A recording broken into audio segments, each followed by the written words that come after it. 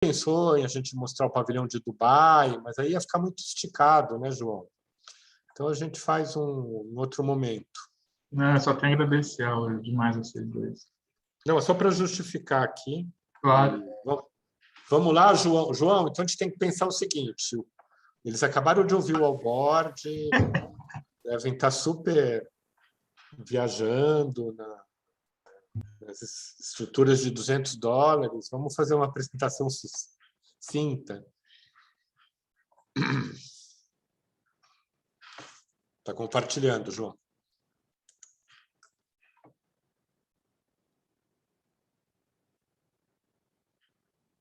João? Pronto. Eu vou fechando o microfone, que às vezes tem uns barulhos por aqui, mas vamos ver se está passando. Tá. Ah, você quer que eu vá falando, João? Você começa, eu só... Começo. Então, o que essa apresentação a gente organizou dessa forma que eu já comentei anteriormente. Se trata... Pode ir passando, João. Eu não vou falar passa. Quando você passar, eu me adapto e falo sobre a imagem. É uma exposição que a gente levou para Veneza em 2018. Foi um convite da curadoria da Bienal daquele ano, né? Foi a 16ª Bienal de Veneza, Free Spaces, curada pelo Grafton Architecture, ou Architects. E isso aqui só para mostrar para vocês, né? Esse setor da cidade de Veneza, né? Só volta um pouco, João, só para... É divertido mostrar isso. Eu adoro essa baleia, uma baleia beijando a outra baleia, que é a Veneza, mas nesse extremo leste da cidade, essa área mais verde, esse lago interior, essa peça de água interior, é o Arsenale, que era um dispositivo militar. Metade da cidade de Veneza era praticamente militar, ou destinada à organização, né, dos barcos, etc., o que transforma Veneza, né, na potência que vocês já devem ter ouvido falar. E nessa construção, que é a próxima slide, então a gente vê o Giardini da Bienal, onde estão as representações nacionais, e nessa construção, muito próxima lá do lago, do Arsenale, existe esse edifício que tem uns 360 metros, um pouco mais que 330 metros, que chama Corderie do Arsenale, que era um edifício para elaboração, para construção de cordas cordas navais. Então, por isso que ele tem essa dimensão. Depois ele foi utilizado pelas tropas napoleônicas, foi reformado, etc. E nesse lugar, nesse setor do Arsenale, hoje ainda é usado pela Marinha, uma parte, e outra parte, que por aí é a Corderie, é uma área que pertence hoje à Bienal de Veneza. E nesse setor, e nesse edifício, se organiza a Mostra Internacional.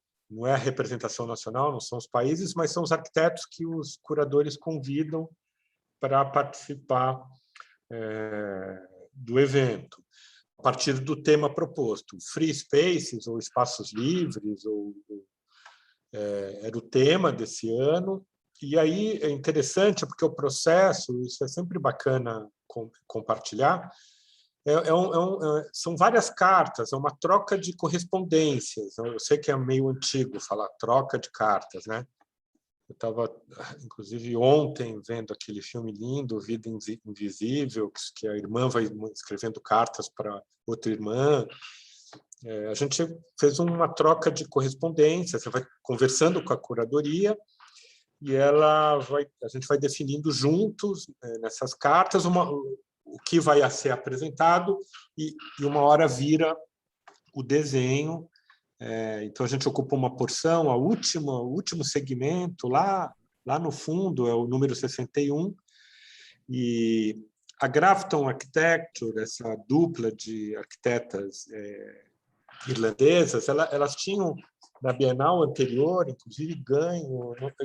Elas não ganharam o Leão de Ouro, né, João? Não foi na anterior, foi na Elas ganharam na de na 2012. na 14ª, que era a Bienal que foi curada pela CEGIM, pelo Koolhaas, né?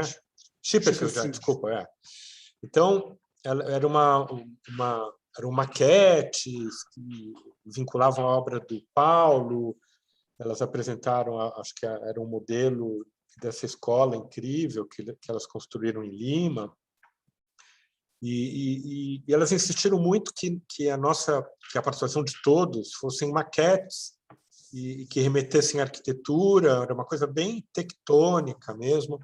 Por exemplo, esse ano, que é o Como Viveremos Juntos, né? How We Live Together, é uma discussão sobre a resiliência da humanidade com o meio ambiente sendo destruído pela própria humanidade, então que essa ignorância total, né, inclusive do movimentos da própria questão do capitalismo que está destruindo o mundo de maneira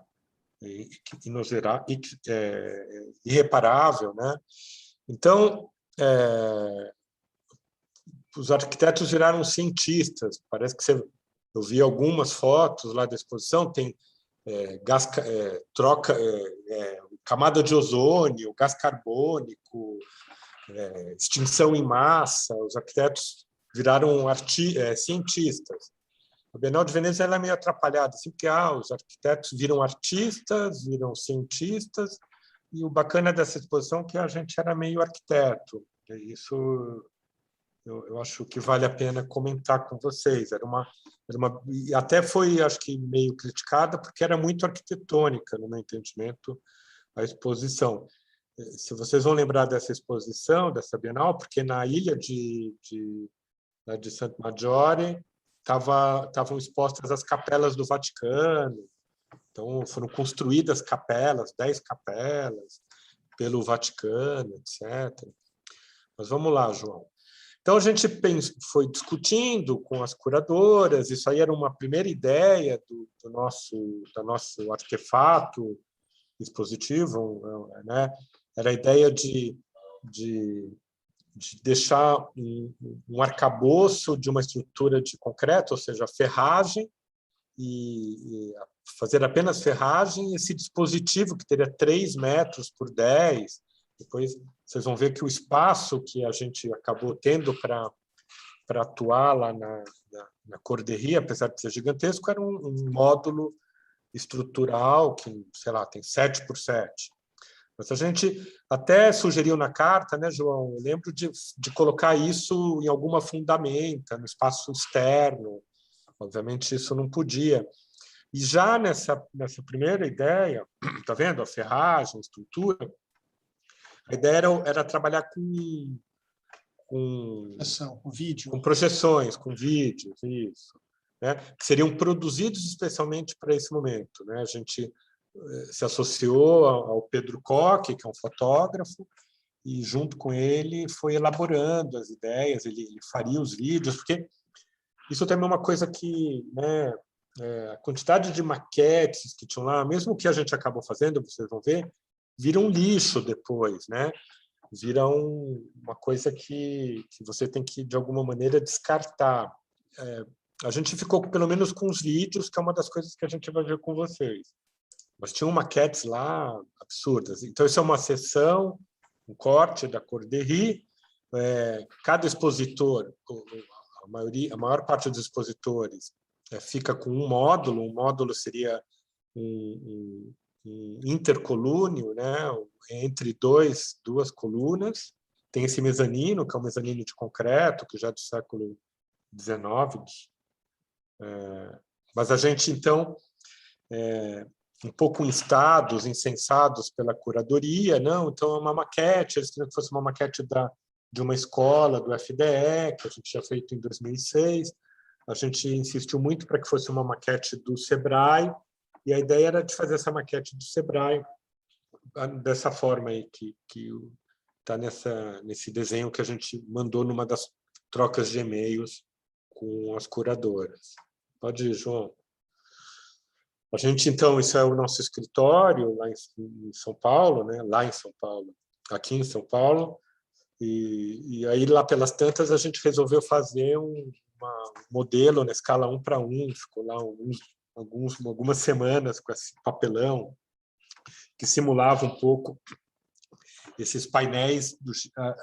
Nesse momento ainda era um painel duplo, que remetia à estrutura do Sebrae, e aí depois, na próxima foto, vocês já vão ver que já é basicamente o que a gente fez lá, são 2 lâminas de aço, porque o orçamento, a gente recebia um dinheiro da Bienal para executar isso aí. E aí, quando a gente começou a colocar no papel, fazer os orçamentos, a gente foi tirando tudo, porque nada era possível. E isso que foi possível ser feito com o dinheiro que a gente tinha para utilizar, o dinheiro que era oferecido pela Bienal. Então, a ideia de 2 painéis, isso a gente teve a consultoria da Heloísa Maringoni, que é uma engenheira, para ver como esses painéis, são 2 painéis de 3 milímetros de aço, existe essa estrutura de reforço que foi necessária, inclusive isso foi resolvido por telefone, porque as lâminas estavam instáveis e a gente teve que colocar essas 2 cantoneiras que fizeram esse reforço. Então, a ideia era essa, isso é o Sebrae, na escala 1:20, ela ficava absolutamente desprendida do chão, né? A ideia do free space, levado ao seu termo mais puro possível. A gente, inclusive, imaginava, a gente falou numa das conversas com os curadores, ou em alguma das conversas com os curadores, mas aí a gente recebeu uma espécie de reprimenda. Não, vocês não podem falar nada disso, porque a gente gostaria que os vizinhos permitissem também o fluxo. E foi uma surpresa quando a gente chegou para a montagem, e o nosso vizinho, que inclusive está na foto aqui, está o Otávio, que trabalhava com a gente, era nosso estagiário, foi junto com a gente para Veneza, para a montagem. O André Martin, que é um arquiteto da Indonésia, ele fez essa estrutura de Vimy, era incrível a exposição do André Martin, inclusive ele foi um dos premiados da Bienal desse ano, e foi uma surpresa que a gente chegou lá para a montagem, tinha um obstáculo, tinham esses arquitetos suecos, né, João, que tinham peças de concreto gigantescas, de bunkers da Guerra Fria, que hoje esse escritório transforma em casas na Suécia. E a gente ficou entre um bunker e a casa de Vimy do André Martin, mas tudo bem.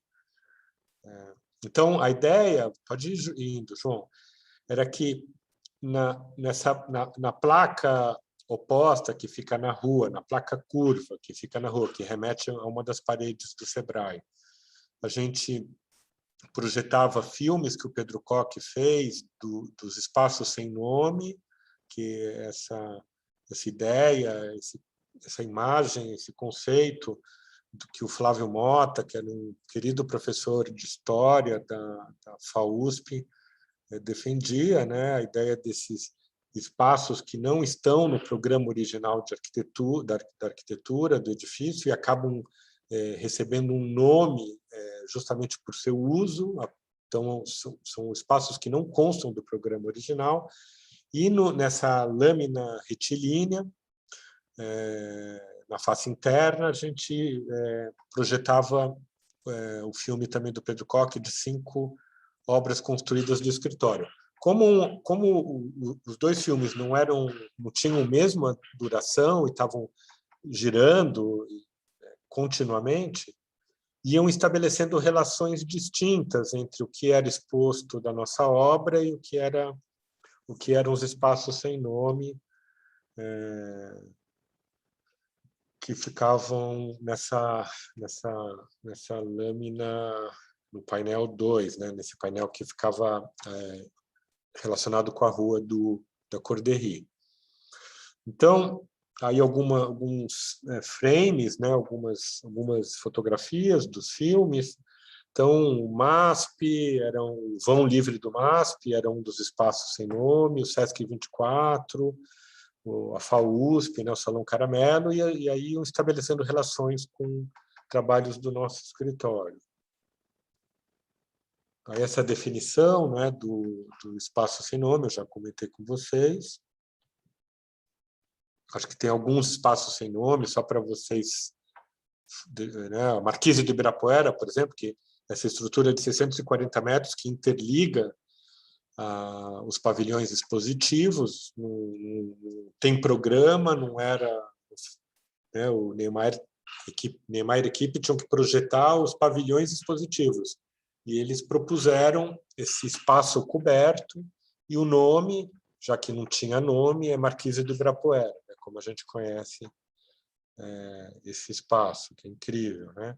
Outro espaço sem nome, talvez seminal, aqui em São Paulo, é o Vão Livre do MASP, esse espaço conformado pela sobrelevação da estrutura dos espaços expositivos administrativos do museu, e esse intervalo entre o museu submerso e o museu aéreo, e é um espaço onde qualquer atividade, é um espaço público, existem grades cerceando o acesso, então todas as atividades são lícitas, como essa que está aí.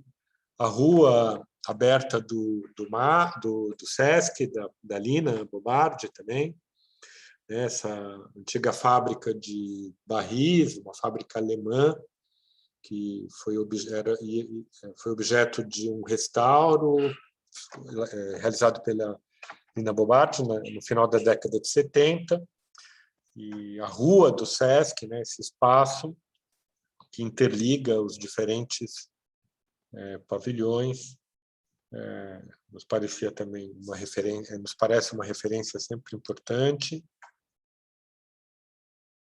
O próprio espaço da pedra suspensa do Paulo Mendes da Rocha no Museu da Escultura, no que pese a instalação da cerca, que tira o caráter urbano, de transformar isso num espaço efetivamente público, mas não deixa de ser muito importante também essa referência.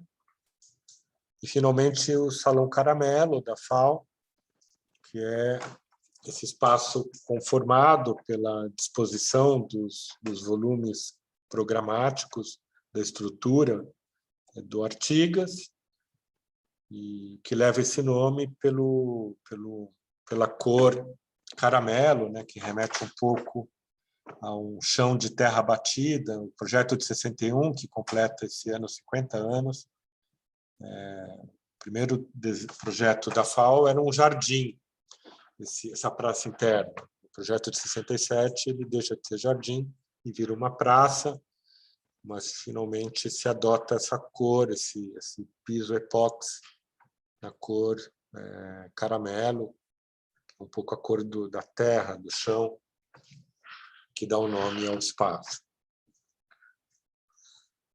Então, essa é a exposição, e assim que acabar, né, João, a gente mostra a gente compartilha o vídeo, se for possível, com vocês. Então, era um pouco a ficha técnica, né, da exposição, uma equipe pequena, basicamente constituída por nós e o Pedro. Fomos lá que fizemos a montagem, ainda que tivesse lá um apoio de 2 serralheiros venezianos. E agora a gente entra um pouco para falar de alguns dos trabalhos que estavam naquele verso do painel, né, com esse diagrama que anunciava um pouco esses espaços livres, eu acho, em alguns desses projetos, né? A gente começa, então, por esse que é o projeto construído mais antigo, que estava lá, que é a escola de Votorantim, situada, na verdade, às margens da cidade de Votorantim, já num bairro que hoje está um pouco mais consolidado, mas que quando a gente fez o projeto lá em 2006, como o Álvaro falou, ele ainda era todo de rua de terra, tinha uma relação, enfim, com a APP ainda muito considerável. Hoje em dia essa APP já está um pouco mais desbastada. E o Álvaro vinha também de um trabalho junto ao FDE, dentro dessa fase dos edifícios de pré-moldado em concreto, da escola, aqui na cidade de São Paulo, no Jardim Ataliba Leonel, que é a escola Ataliba Leonel, que é uma primeira investigação com essa nova estrutura. Aqui a gente tem a presença dos elementos metálicos também, que até então não haviam sido incorporados, acho que no programa da FDE, e o uso também dos brises metálicos, acho que como um certo contraponto também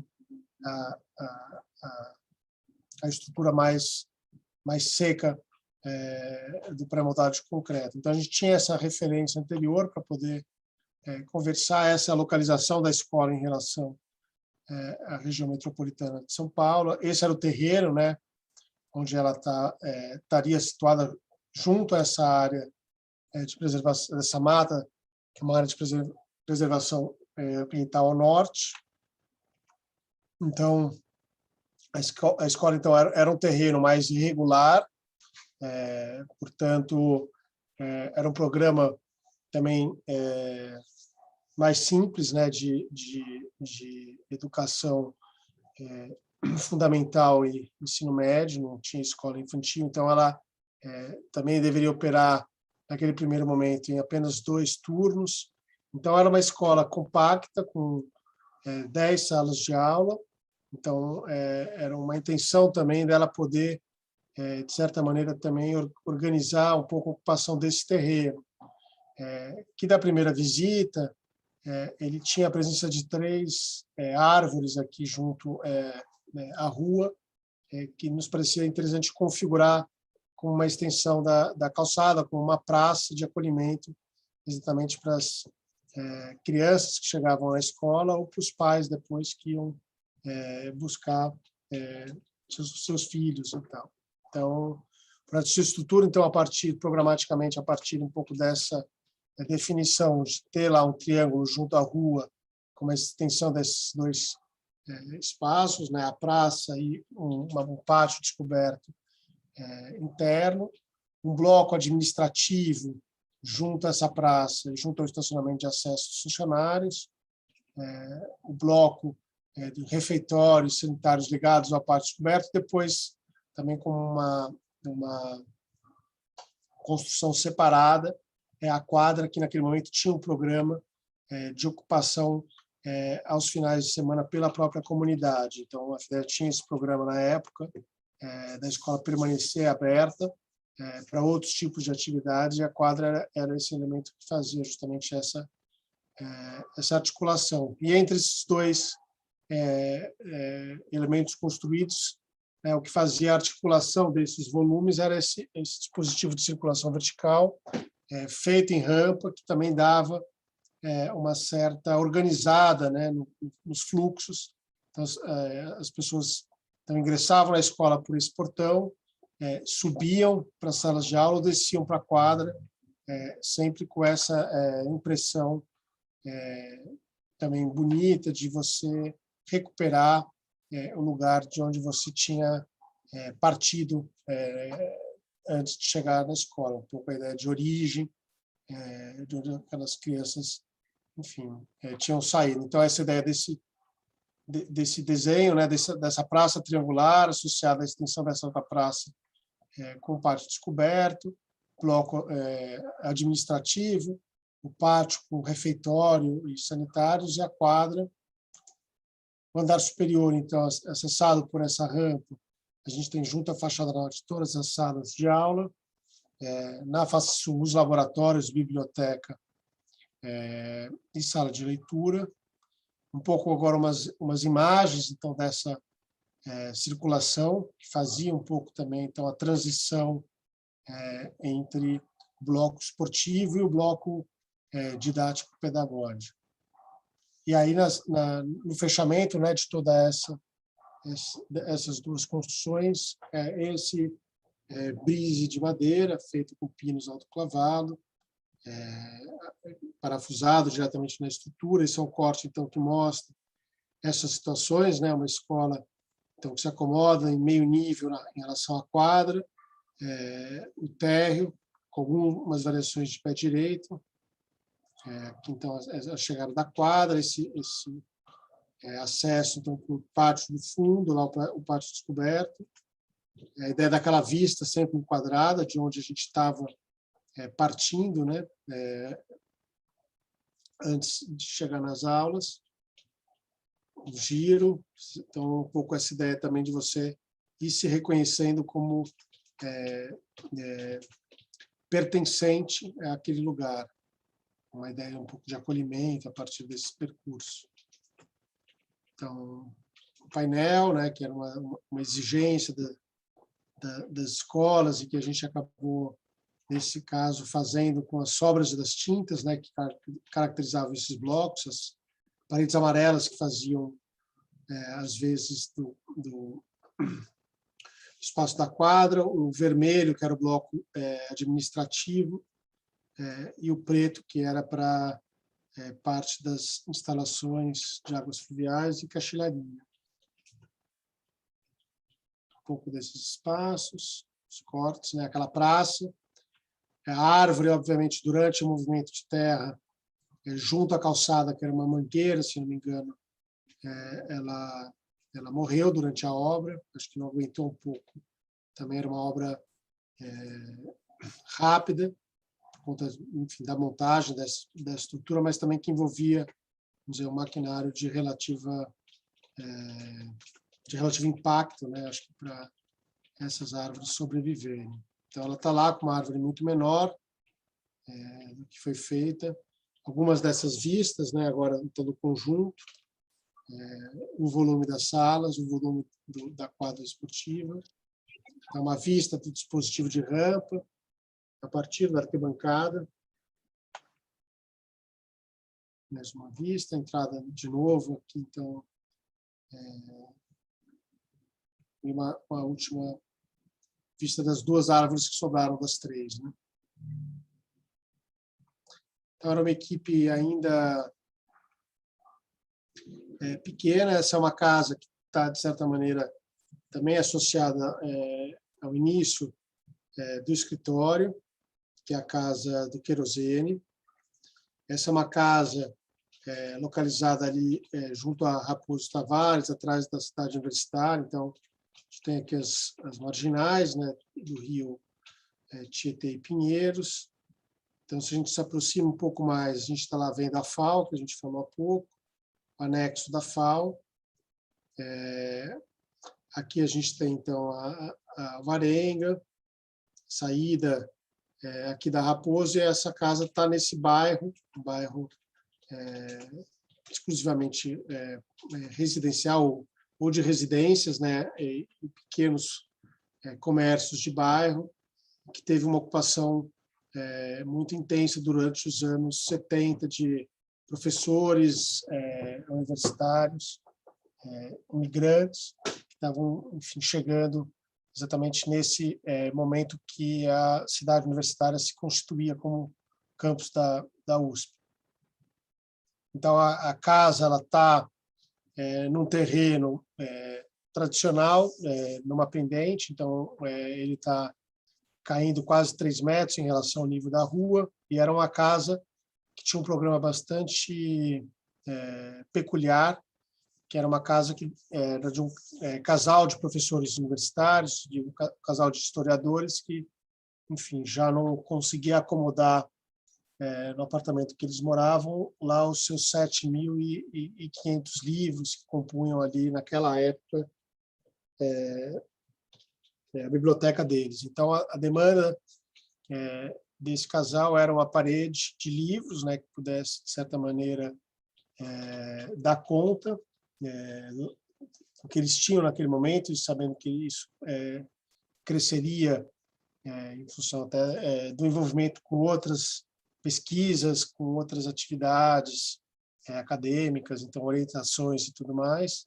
mas também uma ideia de se transferirem do apartamento para uma casa, e os contratos, eu acho que essa mudança também gerariam. Então, uma ideia de você poder se relacionar com a rua de uma outra maneira. Então, a casa deveria ser, ao mesmo tempo, o mais transparente possível, justamente para que as pessoas pudessem ver que todo valor que continha essa residência era em livros, não em outros bens, por exemplo. Então, essa casa tem essa particularidade. Então, a gente tem aqui uma série de imagens desse processo inicial, enfim, de investigação. Então, a gente tem lá os 5 metros no recuo frontal, depois a ideia de organizar a casa a partir de 2 feixes, né? Um feixe mais ligado aos espaços de permanência, dormitórios, sanitários, e o vazio, que deveria ser justamente as áreas de trabalho, as áreas de estar encerradas por essa biblioteca. Então, é a síntese, né, do projeto, nesse espaço de 5 metros de largura por 20 de profundidade. A gente então teria esses 2 espaços de mezanino e nesse outro módulo de mais ou menos 2,5 por 20 também a gente teria os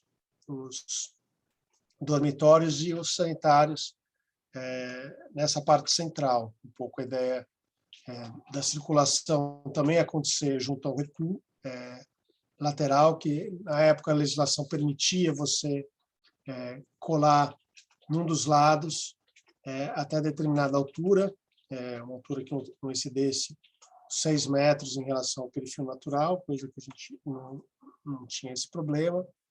E esse grande vazio que era alimentado um pouco a partir dos mezaninos com a estante metálica. Então, aqui alguns desses desenhos, né, que mostram, então, no pavimento inferior, essa grande sala que, de certa maneira, se conecta com a parte frontal e posterior a partir desses terraços.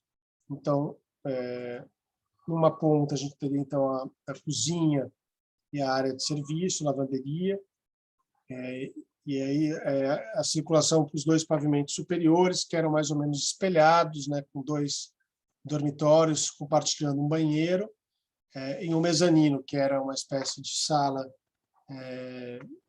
das crianças, depois o escritório lá em cima, e aí uma saída também junto ao corredor, uma escada metálica para essa cobertura que se constituiu como uma espécie de mirante. Você podia olhar perfilado o skyline do Espigão da Paulista, então era uma ocupação também bonita de se fazer, recuperando um pouco essa vista mais alongada que nos níveis inferiores a gente acabava não tendo. Então, a ideia do corte, né, passando pelos mezaninos, vendo um pouco a ideia também dos próprios banheiros, que eram encerrados com essas placas de vidro serigrafado branco, então que também participava um pouco da própria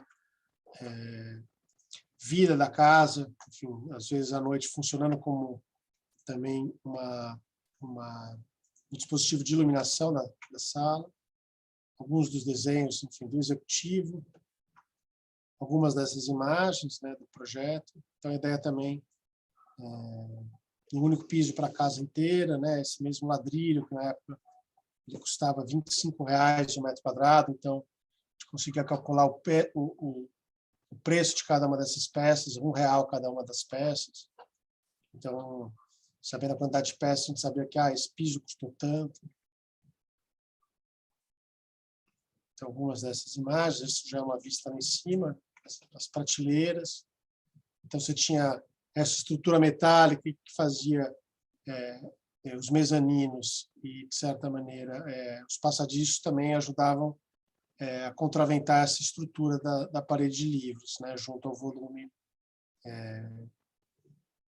principal da casa. Então, era constituída por uma estrutura de alvenaria estrutural, com alguns pontos grauteadas, lajes, painéis para fazer os fechamentos. Aqui tinha uma pequena parte moldada em loco, com uma escada. Algumas, então, dessas imagens, desse pé direito triplo, praticamente em algumas situações.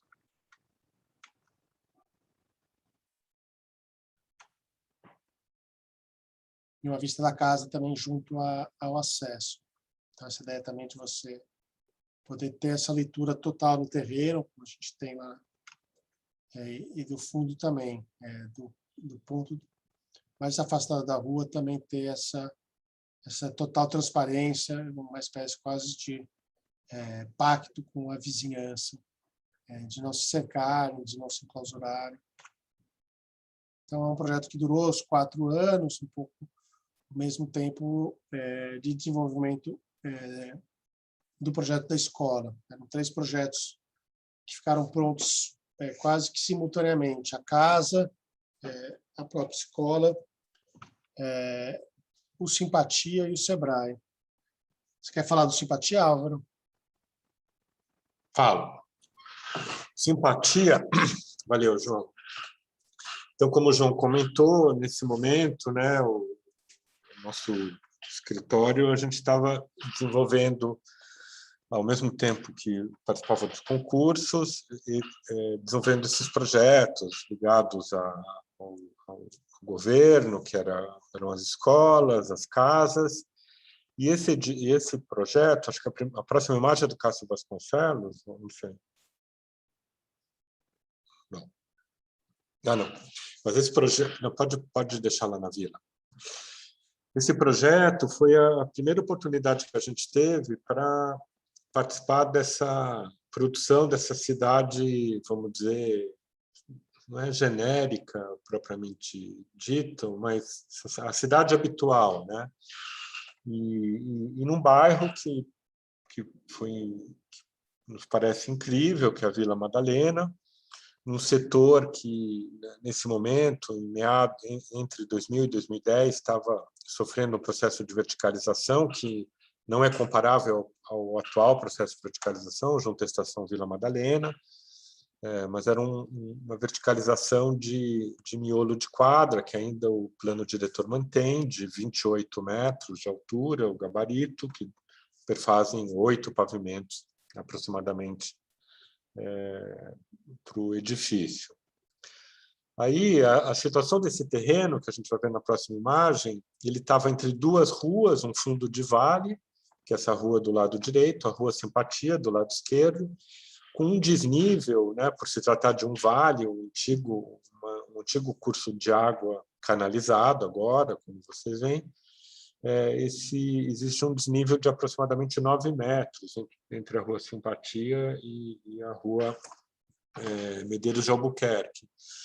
E a ideia era tentar preservar esse assoalho primitivo, ou a noção da existência de um assoalho primitivo, do piso, do chão geológico, vamos dizer assim, a ideia de manter o entendimento da situação de vale, e por isso propusemos o térreo dividido em 2 térreos, né? Um térreo mais ligado à rua, que é esse térreo superior, onde o pedestre, o morador, o visita acessa, e um térreo inferior, que tinha o mesmo piso do térreo superior, mas era onde você podia parar também carro, mas tinha piscina, tinha as atividades. A gente imaginava que, inclusive, os moradores poderiam fazer aí festas nesse térreo, junto da piscina. E aí, apenas um subsolo mais clássico, vamos dizer, onde o João está assinalando. O terreno que foi adquirido na parte inferior, eles acabava conformando, o que era um trapézio, virou um polígono completamente maluco, né, o terreno. Na verdade, ele foi adquirido no meio do processo do projeto para que o potencial construtivo desse terreno adquirido, que tinha 10 metros por um pouco menos que 30 de extensão, fosse incorporado ao coeficiente de aproveitamento do edifício, aumentando um pouco as áreas possíveis de serem construídas do corpo principal.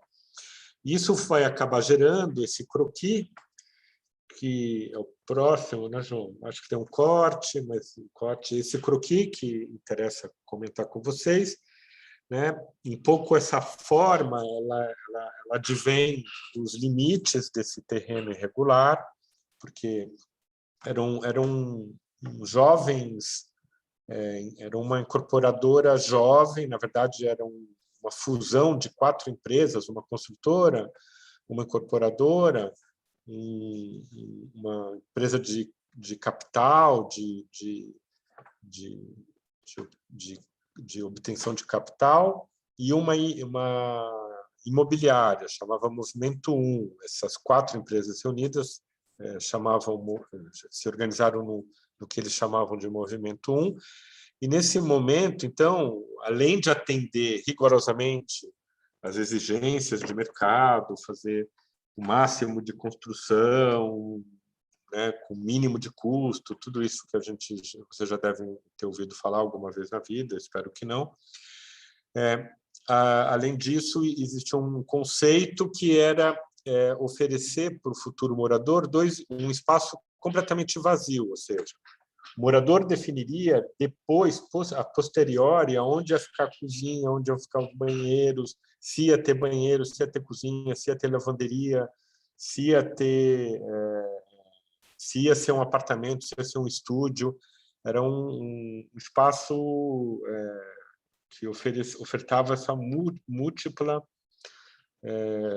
possibilidade de fazer o que o morador bem entendesse. Então, o que a gente acaba por esse croquis é um pouco a ideia, né, de 2 espaços vazios intercalados por um pátio, por um vazio intermediário interno, onde os dispositivos de circulação vertical se encontram e abrem para fora, né? Então, uma característica da arquitetura brasileira, a ideia de, em função do nosso clima, essa ideia do dentro, fora, fora, dentro. Então, a circulação ela está fora, você entra no elevador, sai fora ainda, e aí sim ingressa nas unidades. Vocês vão ver que no Sebrae a gente faz a mesma coisa, né? Um edifício de escritório que toda a circulação é uma varanda aberta para fora. Então, aí 2 vazios que seriam habitáveis, um vazio central que organizava os vazios habitáveis e os vazios das ruas. O vazio do lado direito era o vazio do Vale e o vazio da Rua Simpatia. Esses desenhos que a gente tira do projeto executivo, a gente tinha aqui um pouco, para efeito de elaboração do orçamento, propor ocupações possíveis para que fosse orçado um valor de venda, um custo dessa obra, mas, no final das contas, cada um dos 13 proprietários acabaram contratando 13 diferentes arquitetos que projetaram 13 diferentes espaços para cada uma das unidades, o que não deixa de ser interessante. Para que isso fosse possível, todas as prumadas de instalações são aparentes e externas, e estão externas à construção. Pode passar, Zé. Aí esse é o térreo de acesso que a gente falou, que a gente chamava de térreo superior. Originalmente, né, só vale a pena comentar isso, João, sei que é uma besteira, mas eu comecei a falar, então agora a gente completa. Originalmente era muito mais poroso esse térreo, era uma laje mais recortada, que estabelecia relações mais interessantes com o térreo inferior, mas lá no meio do projeto houve uma solicitação legal, hoje não existe mais isso, mas de se inserir um espaço com uma circunferência de 10 metros, tinha a ver com o plano diretor daquele momento, então tinha que isso aí que era o espelho d'água, etc., era aberto e acabou era uma abertura que não tinha essa geometria, mas que acabamos tendo que fechar um pouco antes da obra começar. Era uma imagem, algumas imagens do modelo, imagens já da obra construída.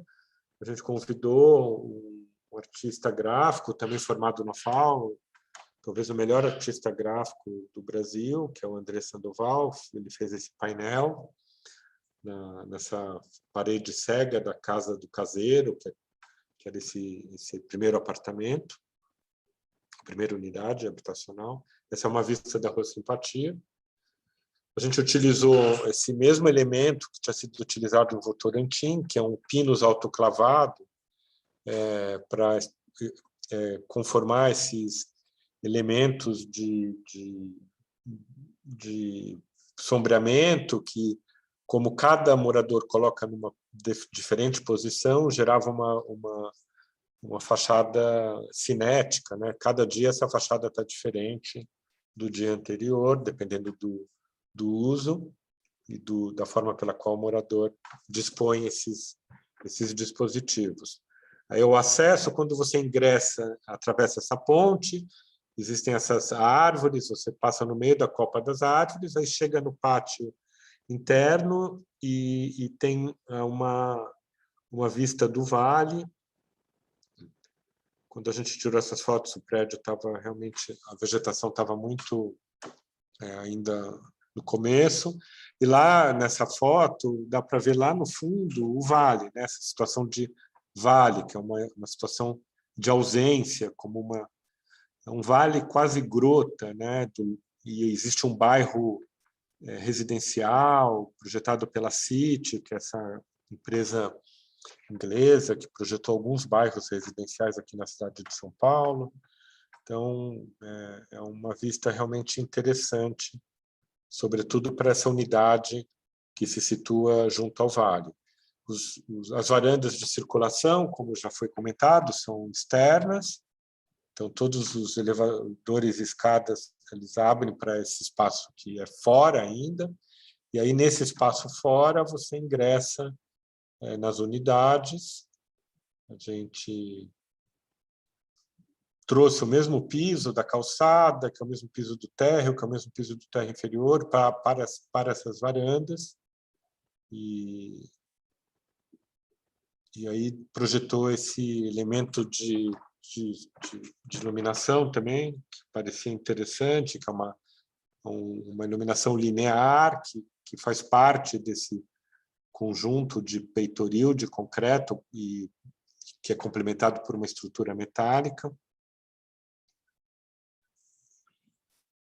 E aquela vista que eu estava comentando de um desses bairros residenciais na vertente oposta do vale.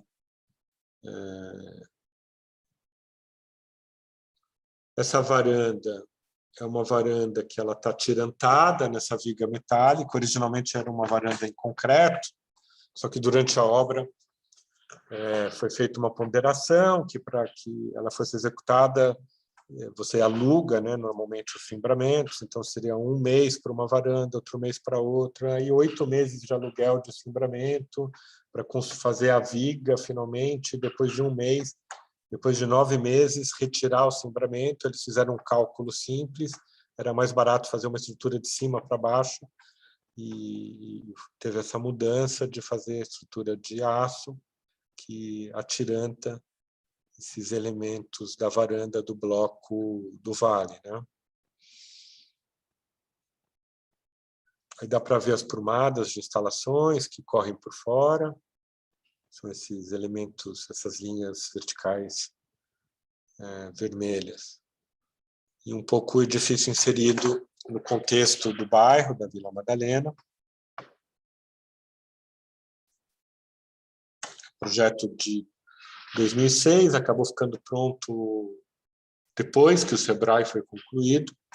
Como o João disse, um projeto desenvolvido ao mesmo tempo, simultâneo, a casa e a escola, e agora o SEBRAE, que o João vai apresentar aí para vocês.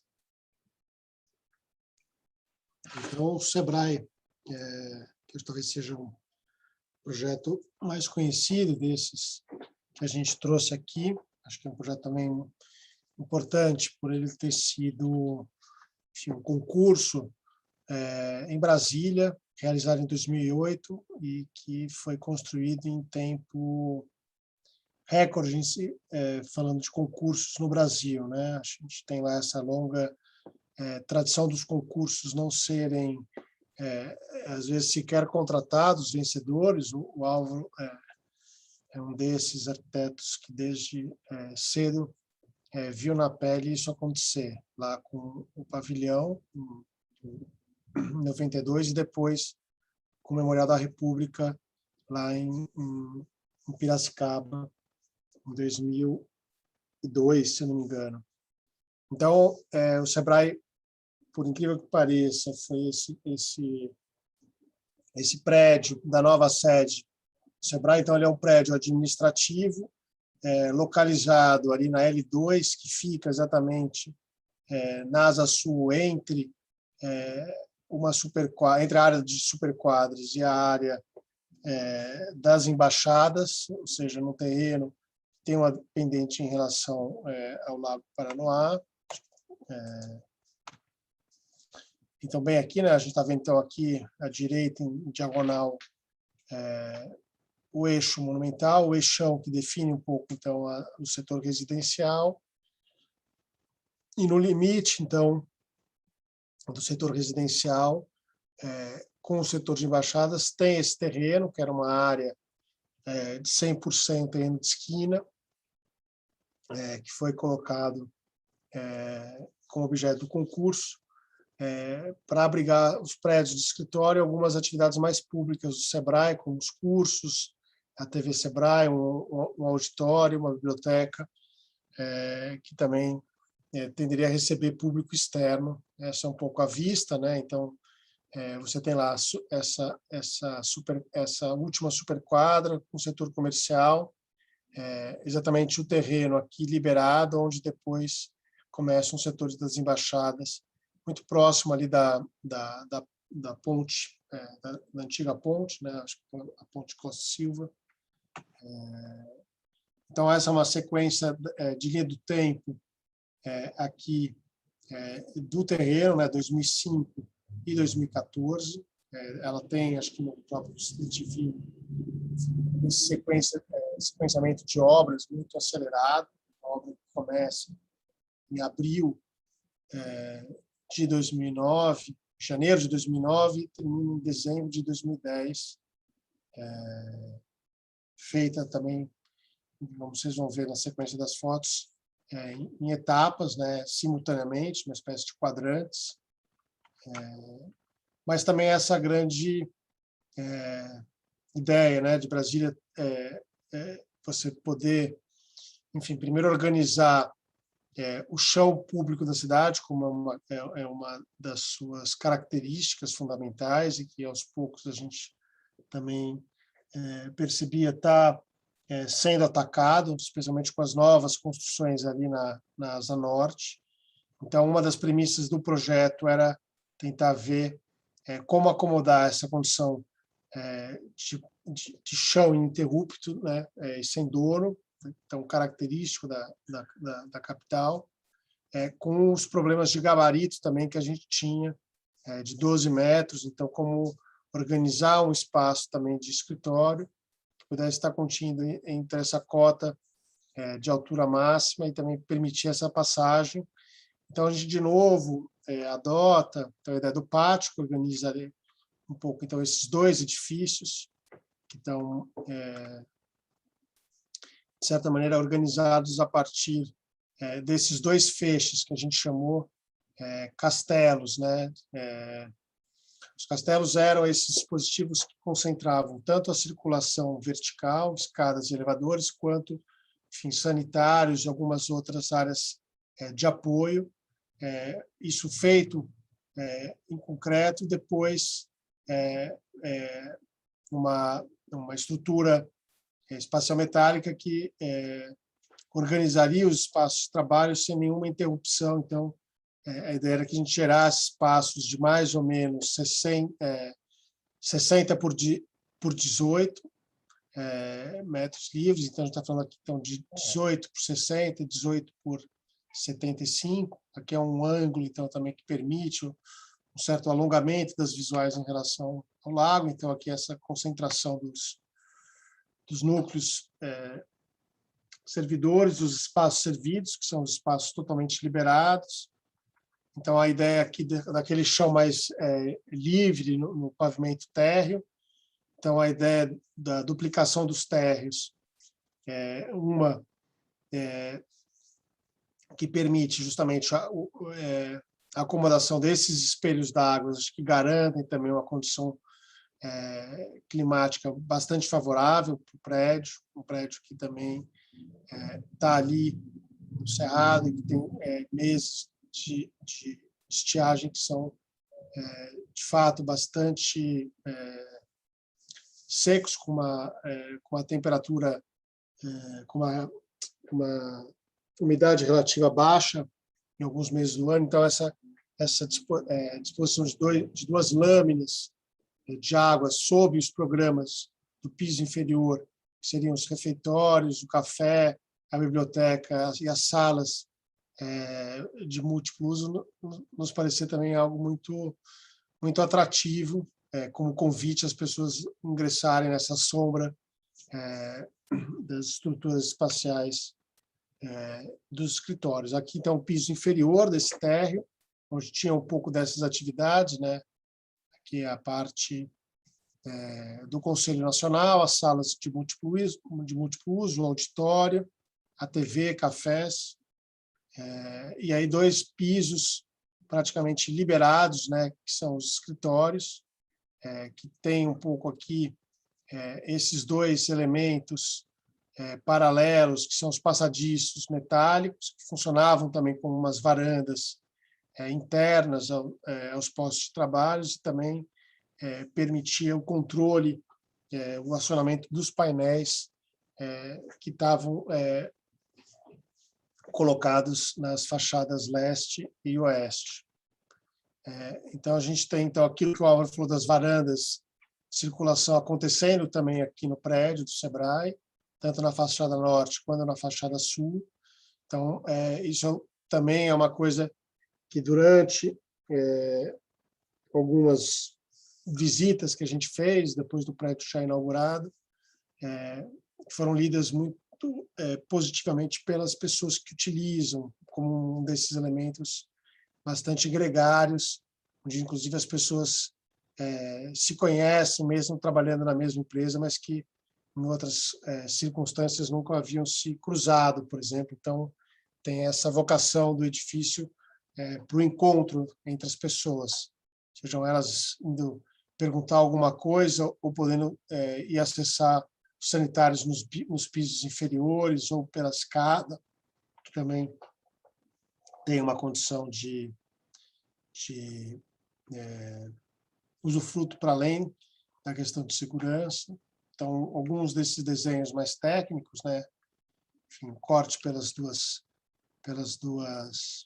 lâminas de escritório, um corte no outro sentido, onde pega lá os térreos e o auditório, uma ideia da montagem, como a gente também havia imaginado, subindo essas paredes de concreto, os 2 níveis inferiores de subsolo, mais os 2 térreos, também concreto, depois uma montagem metálica, que enquanto a obra se iniciava, a gente já poderia ser encomendada. Algumas dessas imagens, né, rapidamente, da obra, dessa montagem, enfim, dos espaços totalmente livres, né, de trabalho, esse espaço que tem lá 70 metros por 18, sem interferência, né, por conta dessa treliça, desse pórtico metálico. Então, aqui já está numa fase final da obra, com a instalação do cabeamento estruturado, depois vai receber um piso elevado, mas que justamente permite esses arranjos muito variados em cima, enfim, das alterações programáticas que o próprio Sebrae acaba sendo submetido, né? Acho que em função da própria especificidade do trabalho que ele faz junto, enfim, aos pequenos e microempreendedores brasileiros. Então, aspectos já de finalização, né, da estrutura, tanto de concreto quanto estrutura metálica, enfim, a colocação dos caixilhos, e, por fim, algumas imagens da obra pronta, né, o mesmo brise para as fachadas leste, interna e externa, os mesmos brises para a fachada oeste, interna e externa, com uma pequena variação da perfuração, né, esses brises são articulados a cada 3, a partir de uma barra de controle manual. Algumas imagens também da obra recém-finalizada, ainda com um paisagismo muito pouco desenvolvido. Então, vocês podem notar que sempre, enfim, alguns trabalhadores cuidando de alguns últimos retoques, isso é vésperas de inauguração do prédio. Uma vista do lado oposto, com o pé direito duplo, onde hoje tem lá o acesso ao auditório, uma espécie de foyer coberto, mas também se conectado ao exterior. No acesso da praça interna, dessa peça, que é essa grande viga vagão que protege um pouco não só da chuva, mas também do sol, em função dessa pele de vidro serigrafada. Essa ponte que leva ao mirante lá no fundo, a mesma vista no período noturno. Algumas dessas imagens. Espelho d'água que estão funcionando também com esse espelho do céu. E essa equipe, né, um projeto feito, enfim, com uma equipe grande, pelo prazo que ele tinha também, aqui é um pouco mais a parte, enfim, dos projetistas complementares. E aí, acho que para emendar, Álvaro, depois acho que você passa para talvez para falar do SESC, a gente tem essa casa, que é uma casa de final de semana, uma casa perto aqui de São Paulo, na cidade de Itu, num desses loteamentos fechados. Uma casa que deveria ter, a longo prazo, uma perspectiva de acomodar a família, que passa já pelo menos boa parte dos dias lá, de, sei lá, quinta, terça-feira, mas que agora, durante a pandemia, ela se constituiu como residência permanente. E era um terreno grande, era um terreno numa rua sem saída, dentro de um condomínio de urbanização dos anos 70 e 80, que tinha essa condição de tentar criar uma certa vizinhança, uma ideia de vizinhança interna a ele mesmo. A casa tinha uma condição mais de relativa exposição, porque aqui nesses dois conjuntos, aqui a gente tinha a sede social e o conjunto de piscinas do condomínio, então que, de certa maneira, geraria um certo desconforto, e que foi uma das premissas do projeto. Então, o projeto se organiza de modo mais espraiado ao longo do terreno. Sempre nos pareceu interessante, então, também separar em 2 blocos muito claros, que seriam os blocos dos dormitórios e o bloco mais social, com a sala e cozinha e o abrigo dos automóveis. E um grande elemento que pudesse também articular esses 2 volumes, como o terreno cair em direção ao lago, esses volumes poderiam ser dispostos com meio nível de desnível entre eles. Então, aqui a gente tem essa grande parede, essa grande viga, esse grande elemento de 3 por 45, que, de certa maneira, acomoda alguns programas nas cabeceiras, mas também fazem justamente a distribuição da circulação toda para os 4 níveis dessa casa. Então, essa é a nova fachada da rua, essa grande peça que cria essa barreira de quem está na rua para quem está desfrutando da casa internamente. Então, essa é uma vista externa, ela tem uma certa transparência, onde você vê esses elementos de circulação vertical, que são as rampas metálicas, que é esse corte aqui. Então, aqui é o nível principal de chegada dos automóveis, onde você entra, e ligado a uma cozinha inferior, onde você entra, enfim, tem lá uma adega para o subsolo, mas você sobe para o nível onde tem lá o acesso principal da rua.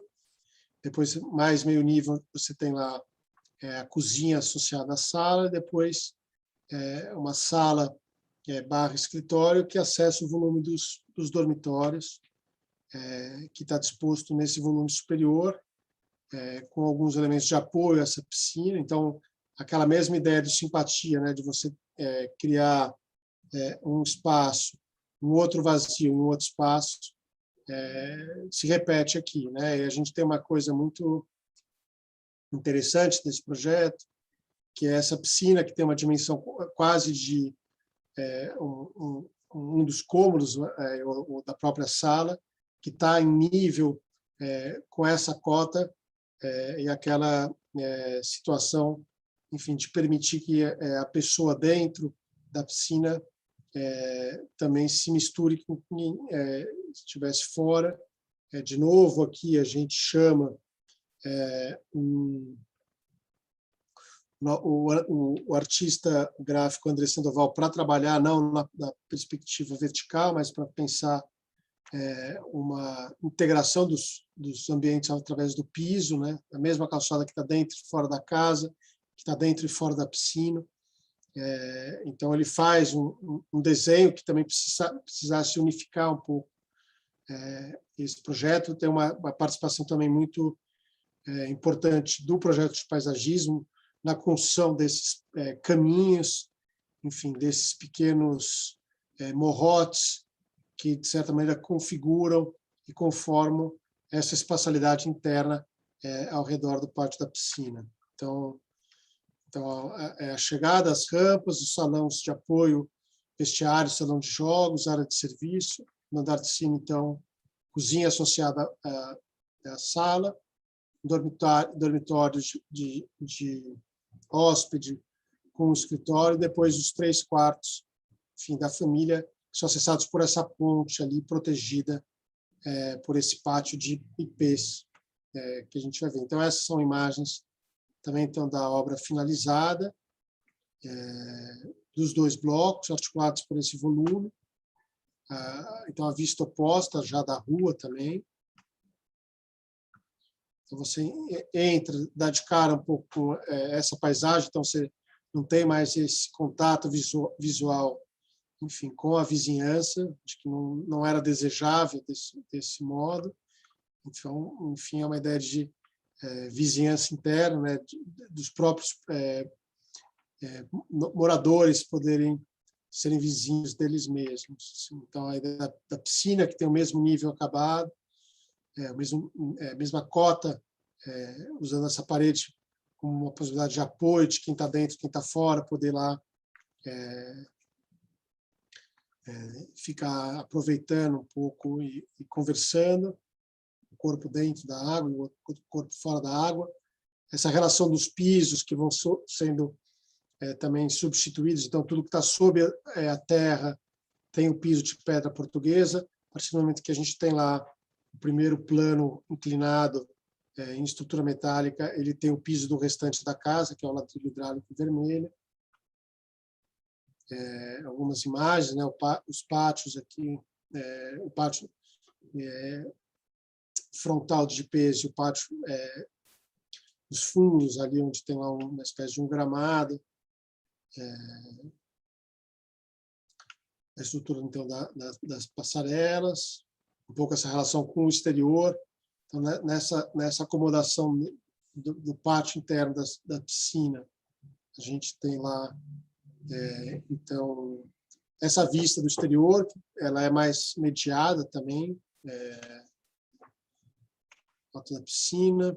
Então, essa relação um pouco também dos planos, né, que permitem essas visuais mais protegidas, mas, ao mesmo tempo, transparente nesse outro sentido. Então, estou ali junto ao Pátio dos Fundos, atravessando a Passarela dos Quartos, no Pátio dos IPs, o Pátio de Água e de Sol, e depois lá embaixo, o pátio coberto da garagem, onde está acessada a churrasqueira e as outras partes sociais da casa. E as últimas imagens, se eu não me engano. Parte das duas cozinhas. E acho que agora a gente entra, talvez, no projeto mais esperado, que é o projeto do Sesc Limeira, que acho que, enfim, diz respeito, enfim, a esse projeto que a gente está agora João, desenvolvendo. Vamos compartilhar o vídeo antes ou depois? Acho que podia ser depois, porque já são 10h20. Tá bom. Achava melhor a gente entrar no Sesc Limeira. Rapidinho, tá bom. E aí, quando a gente volta o vídeo. Tá bom. Então, esse é o maior projeto que a gente vai estar trazendo aqui, um pouco maior que o Sebrae, se a gente pensar as áreas externas, projetadas, não computáveis também, mas que tem também, né, Álvaro, essa relação com outros SESCs que nos pareciam importantes, acho que serem defendidos como ideia da rua, né, dessa transposição presente no Sesc Pompeia, essa ideia urbana do próprio Sesc 24, de estar lá nessa esquina da área central de São Paulo, mas, ao mesmo tempo, ter esses programas inusitados, como a piscina nessa última laje, enfim, tentar, na época do concurso, imaginar algumas condições que fossem possíveis, acho que, de pensar um projeto para o Sesc naquele terreno, aí na cidade de Limeira, dentro de uma experiência que a gente também estava tendo de outros concursos anteriores de Sesc não tão bem sucedidos. Então, acho que, Álvaro, a hora que você quiser, eu estou aqui no comando das imagens. Ô, João, pode passar.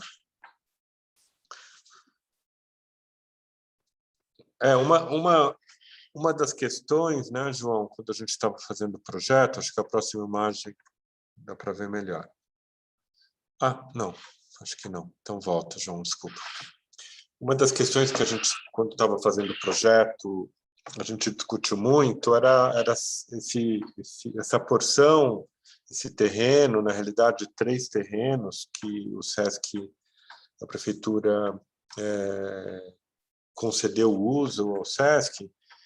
Eles estavam entre essa antiga via de circunvalação da cidade, né, que acabou virando uma avenida, e esses bairros que se situam entre esse limite, que deveria ser o limite da cidade, o perímetro da cidade, em relação a Anhanguera. Então, nos parecia, por ser um bairro habitacional, que a gente não deveria tratar a Via Varga como frente, mas como uma oportunidade, ou como, claro, um lugar, uma situação urbana importante, mas não parecia importante dar a mesma solução para ambos os lados.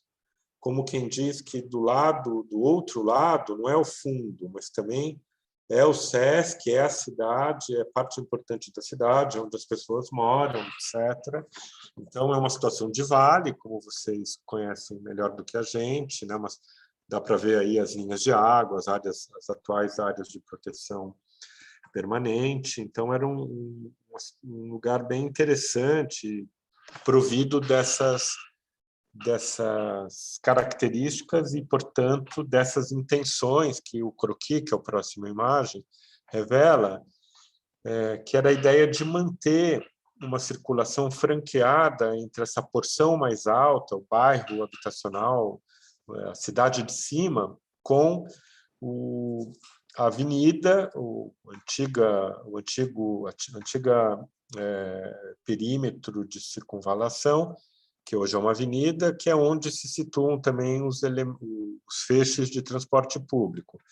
Então, como já existia essa transposição no terreno, a gente tinha notado, né, durante o concurso, essa circulação, nos parecia um elemento importante a ser considerado, né? E a ideia era manter essa situação urbana como permanente. Então, esse croquis que a gente fez para o concurso era um pouco essa ideia que a gente defendia no memorial, nas pranchas do concurso, do SESC pensar na conformação de uma praça que permanecerá aberta 24 horas por dia, apesar de ser um espaço a ser controlado pelo SESC, que é uma entidade, uma autarquia, uma entidade privada, mas a ideia, o SESC um pouco comprou essa ideia, nos parece muito legal, que até hoje isso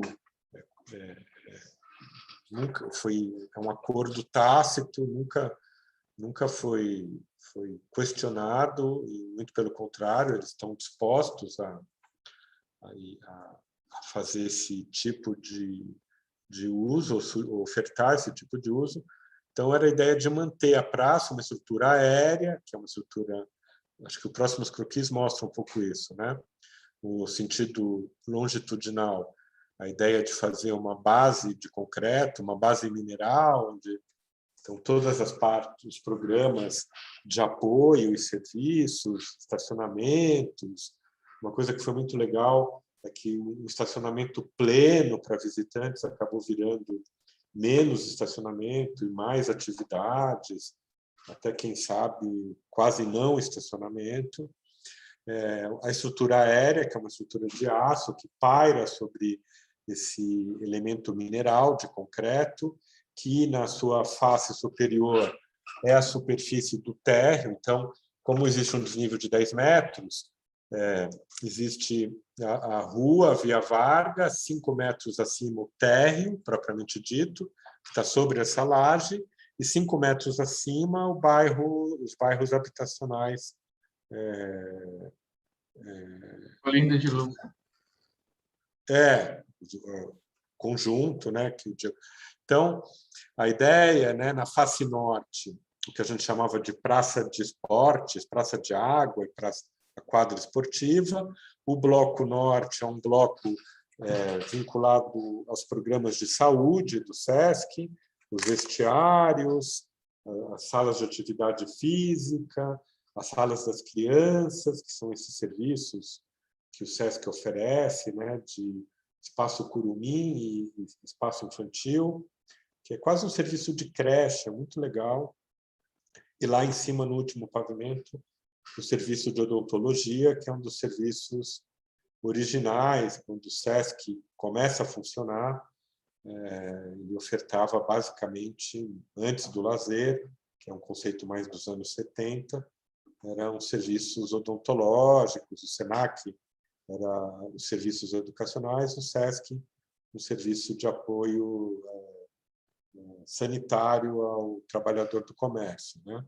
E no bloco sul, do outro lado, que acaba conformando a praça central, de 30 por 36, o bloco cultural, que é composto por um teatro para 300 lugares, espaços expositivos, um café, a biblioteca, as oficinas culturais, e na cobertura, não um restaurante, como nas unidades da capital, o SESC tem, que eles chamam atualmente de comedoria, mas uma espécie de serviço, como eles chamam, João? Não é? É uma cafeteria. Mas não é para servir café, é para servir refeições leves, saladas, não é para servir uma refeição principal, é para servir refeições mais leves. E a gente, então, propõe isso lá na cobertura como o fim de um circuito, o final do circuito, como uma cobertura mirante, considerando essa situação de vale, onde essa porção da vertente quase superior do vale, onde vai se situar a futura unidade do SESC Limeira. Aqui um corte longitudinal, que era uma etapa anterior ao projeto executivo. A gente vai compartilhar com vocês os desenhos já direto do BIM, né? Mas isso aí é antes do projeto executivo. O corte longitudinal, onde esse diagrama que a gente acabou de explicar está mais detalhado, o corte transversal, mostrando justamente esse momento da praça, que liga o bairro habitacional à Via Varga. A praça ela é um elemento aberto, onde chove, vai ter árvore, etc. E uma vista geral do conjunto edificado, onde existe, a gente queria reforçar essa ideia de travessia, então a ideia de transformar a travessia da avenida justamente no lugar onde se situa a praça. Agora o SESC vai se responsabilizar pela revegetação de toda essa porção que se situa do outro lado da avenida, na frente da unidade. Ela já está fazendo o processo de revegetação da APP, que estava muito precária, estava com basicamente um tipo de vegetação, depois houve uma ocupação do pessoal, acho que mora aí no entorno, para inclusive plantação, que é uma coisa que não é permitida pela legislação ambiental, né? Pelo atual Código Florestal que está vigente. Acho que pode passar, João. Então, essas são as imagens do BIM, que a gente vai intercalando com algumas imagens, imagens que a gente teve que apresentar no final do projeto executivo. Então, esse é o momento da entrada, a praça anterior. As escadarias elas se prestam como espaços sem nome também, um pouco como a gente imaginava quando a gente fazia o projeto. A gente lembrava das escadarias aqui da TV Gazeta, na Avenida Paulista, as pessoas sentadas. Elas têm 15 metros de largura, então elas são bem generosas e elas, na verdade, são quase que como arquibancadas. E essa praça inclinada, uma inclinação suave, adoçada, para ir acomodando os diferentes níveis. A gente imaginava até como um espaço dos skatistas, etc. Vamos ver como é que vão ser esses usos aí. Pode ir, João. As torres de circulação, 2 torres, exatamente no mesmo lugar, nas faces inversas, né, do projeto, garantem habitabilidade, contém os dispositivos de circulação vertical, sanitários, depósitos, equipamentos de ar-condicionado, etc. Esse é o pavimento do nível da avenida, onde todos os serviços, vestiários, depósitos, geradores, camarins, etc., estacionamento de funcionários da unidade se situa. Um espaço de múltiplo uso, que é uma praça descoberta, não é uma quadra esportiva, apesar de poder se destinar a atividades esportivas, mas é mais para atividades culturais e de lazer, e shows e outras atividades. Fica aberto para a rua, logo aí, onde o João está assinalando, a praça de 30 por 36. Então, do lado direito, no bloco cultural, se situa, quando você está na praça, tudo transparente, né? O café vai sempre estar aberto, esse café. O café, o teatro e a sala de exposições, e no bloco norte, a central de atendimento, onde os funcionários do SESC acolhem o público. É legal que essa central de atendimento vai ser a primeira central de atendimento das unidades do SESC, que não é um espaço confinado, definido, fechado, senão um espaço de apoio aos funcionários, onde as pessoas podem livremente sentarem nas mesas para diversas atividades, abrir o laptop, trabalhar, conversar, bater papo, e os funcionários vão de forma, vamos dizer, quase que autônoma, com iPads, etc., acolher o público, fazer carteirinha, vender ingresso para o show do Caetano Veloso, do Gilberto Gil, ou do grupo de música regional de Tatuí, por exemplo, que vai acontecer no teatro. Então, vai ser bacana, é um centro de atendimento mais informal, e, portanto, é um espaço quase que de extensão da própria praça, que acaba que é esse espaço aí que o João está falando, está mostrando aí do lado direito dessa imagem. Então, como vocês podem ver, a praça é completamente aberta, ela vai ter chuva, árvores, passarinhos, não sei, e atividades, né? Toda a estrutura foi calculada para atividades, para suportar trapézios, elementos pendurados, etc. Então, vai ser um espaço que o próprio SESC vai tentar desenvolver aí as suas atividades. E aí, na próxima imagem, a gente talvez, não sei se é a imagem ou a planta, escadaria, mais uma vez, como espaço de uso, né? E aí, nessa imagem, né, um pouco a nossa ideia, olhando o bloco cultural, teatro, exposições com direito duplo, biblioteca, etc., lá em cima a cafeteria, todas as atividades elas se revelam para quem está na praça. Então, a praça oferta, além de garantir uma passagem contínua e pública, que era uma pré-existência, ela vai ofertar, no momento da passagem, ela oferta as atividades de uma unidade do SESC, sobretudo para quem não tem a dita carteirinha, né, do SESC, que é mais destinada às empresas que estão vinculadas ao comércio, etc. Mas todas as atividades abertas a todos os cidadãos vai estar totalmente ofertada no momento de funcionamento da unidade, quando dessa passagem do bairro da Cidade Alta para a Cidade Baixa.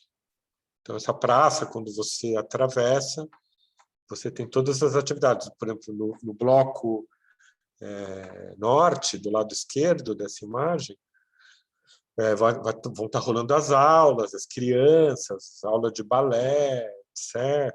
Então, a gente acha que são atividades que vão animar no sentido de dar uma alma para esse espaço aberto e público que está sendo conformado nessa nova unidade. Aí uma imagem do mesmo lugar, um outro momento. Quando a unidade fecha, vão ser fechados os blocos.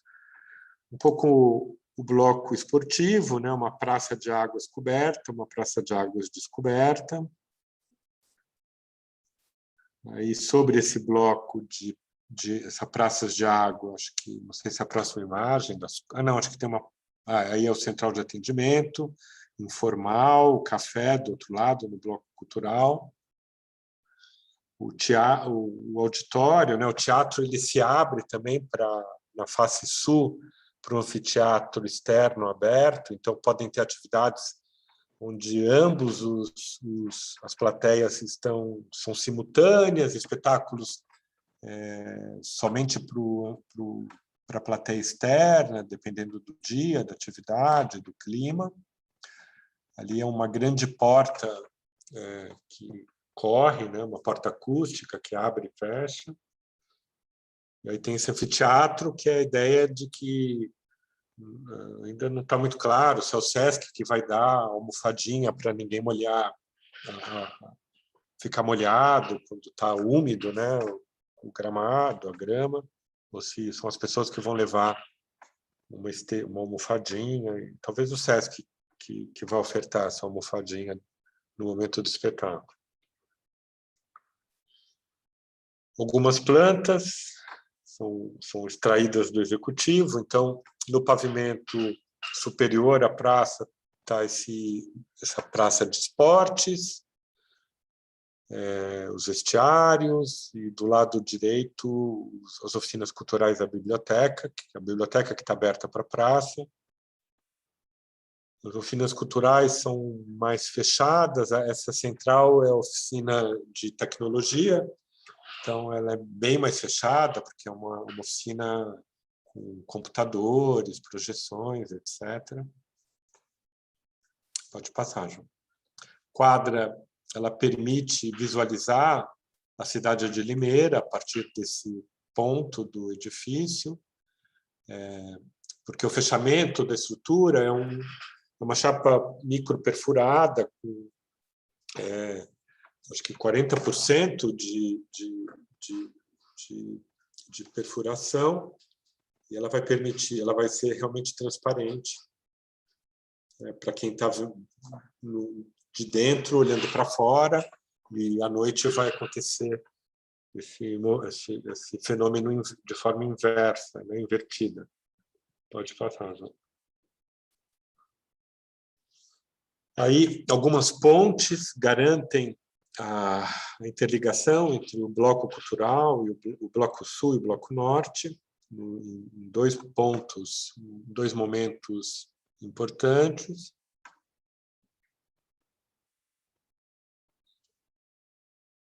Uma vista da biblioteca, que está um pouco na altura já do bairro.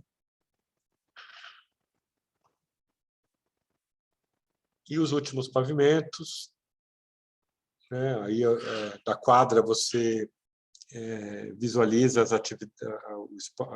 ginástica funcional, o espaço de ginástica, né, dos equipamentos de ginástica. Esse elemento colorido embaixo são os vestiários, que se relacionam com a quadra ou com a ginástica, que está no pavimento superior. E, finalmente, no último pavimento, o Café Mirante e a Odontologia, que é um lugar mais reservado, que está quase que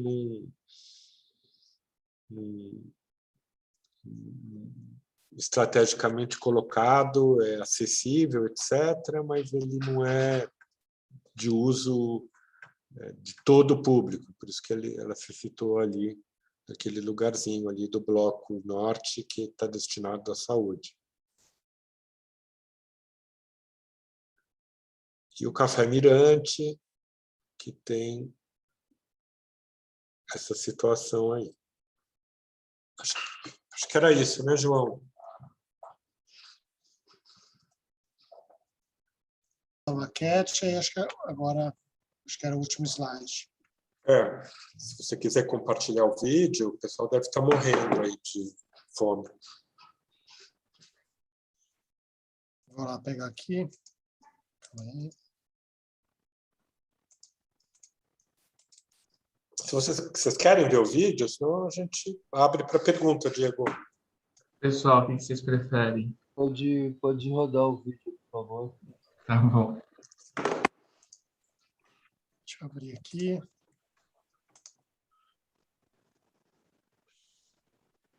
Cadê? É um vídeo sem som, né? Não tem trilha sonora, não tem nada. Porque... Estão vendo, não? Tá. Estou sim. Não dava, né, João, para pôr trilha sonora na Corderri, senão tinha lá umas trilhas sonoras, mas era uma falta de noção total, você achar que alguém ia ouvir a tua musiquinha lá no meio de uma confusão generalizada, né, João? Então, era um vídeo... O Pedro... São vídeos que a gente conversou com o Pedro, a ideia era capturar nas obras, né, essa ideia desses espaços de uso mais coletivo. Vocês vão ver que, por exemplo, quando chegar no Simpatia, em nenhum momento era para mostrar o edifício, entrar dentro das unidades, não era nada assim completo, né, João? Mas revelar, por exemplo, no caso do SESC, a continuidade desse térreo dos espaços do térreo superior e do térreo inferior, com essa superfície que o Luiz Costa chamava de superfície diferenciada da nova capital, né? Esse chão público, esse chão que não tem dono, que, sobretudo nas superquadras, né? Esse setor de grandes áreas, na verdade, é uma área que, a princípio, todos os vizinhos do Sebrae têm cerca, muros, e a gente defendia que não deveria ter. E o Sebrae um pouco que comprou a ideia. Vocês vão ver que são obras ásperas, né? Uma arquitetura áspera. Elas são modificadas, a gente não projetou esses filminhos no vidro. Aí, quando foi filmar, estava com esses filminhos no vidro para o cara não olhar aqueles escritórios que são escritórios para funcionários externos ao Sebrae. Então, é uma obra que vai aguentando o desaforo, vai aguentando o tempo, o envelhecimento dos materiais, um pouco. A arquitetura tem vida própria e ela tem que suportar, assim como o corpo humano, por exemplo, vai suportando a passagem do tempo. Essa escola é a mesma coisa, né, João? Foi filmar em 2018, era 10 anos depois dela pronta, né? Ela ficou pronta em 2008.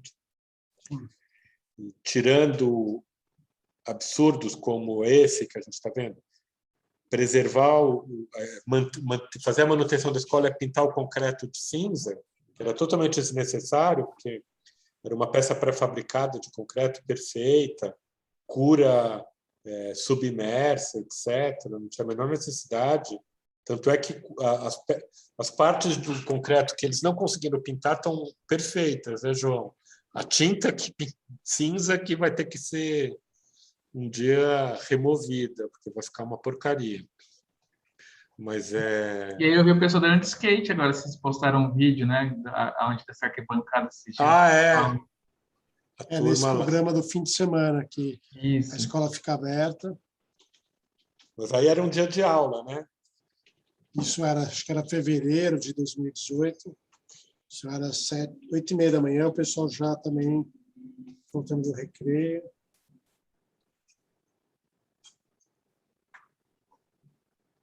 O andar de cima, né, a escada. Olha lá o concretinho cinza, João. São coisas inacreditáveis, né?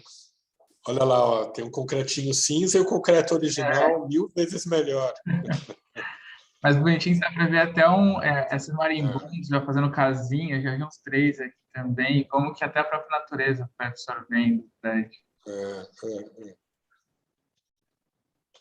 O concreto pré-moldado é incrível, né? Ele dura para sempre, mas o pessoal não entendeu assim. Mas é surpreendente, né, João? Sempre que a gente vai em Votorantim, é muito legal. A obra está lá bem... São muito modificados esses edifícios do FDE. Pessoal, simpatia, então, com as árvores mais frondosas, mas que ainda mantém essa ideia de... Hoje tem um outro prédio, né, de vizinho, outro prédio da mesma incorporadora, que tirou a vista, inclusive, de alguns proprietários do prédio, mas, enfim, algumas coisas permanecem, né? A ideia da transparência, a ideia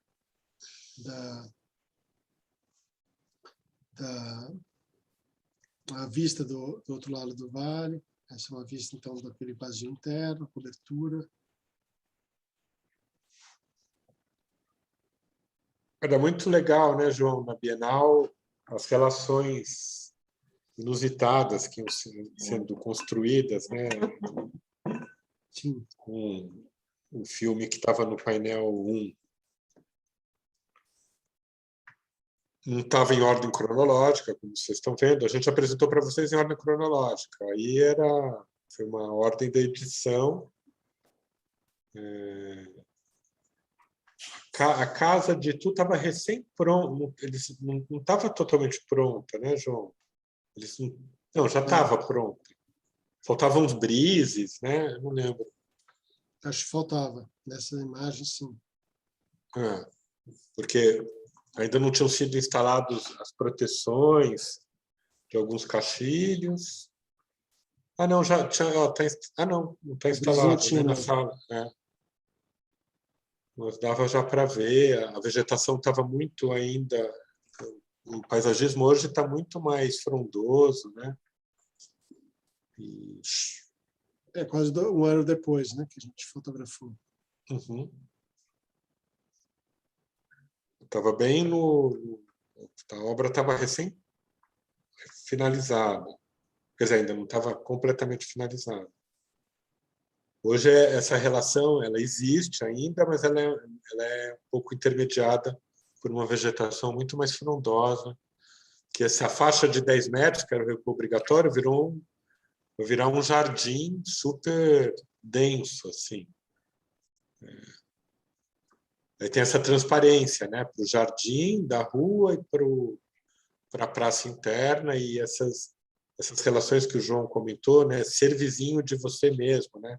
Então, aqui o Pedro está filmando lá da passagem que liga a estrutura de circulação com um bloco social. A casa do querosene. Foi engraçado esse dia que quando o Pedro foi filmar, lembra que foram os estudantes de uma faculdade lá de Copenhague, né, João? Então, sim, estava uma bela de uma confusão na casa, que estava cheio de estudante, a gente conversando com os estudantes, o Pedro filmando.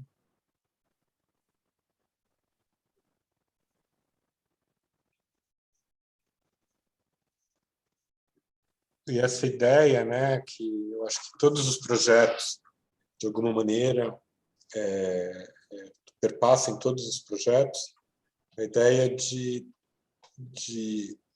uma transparência que revela o lugar onde a arquitetura está, mas que não subtrai a cidade desse lugar. Então, você aqui da rua, essa imagem onde o Pedro tomou, você consegue ver a rua 35 metros de onde você está. E olha lá os estudantes lá da Dinamarca. Essa é uma tomada lá a partir da rua.